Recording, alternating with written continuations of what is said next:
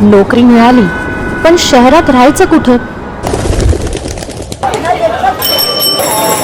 अनोखी माणसं, महागडं भाडं आणि मनात सतत भीती. पण आता या सगळ्याची चिंता नाही.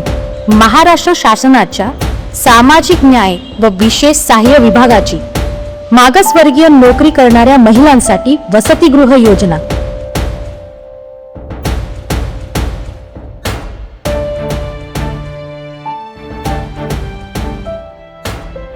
महानगरामध्ये नोकरी करणाऱ्या महिलांसाठी सुरक्षित निवास म्हणजे केवळ छत नाही, तो आहे निर्धास्तपणे पुढे जाण्याचा आधार.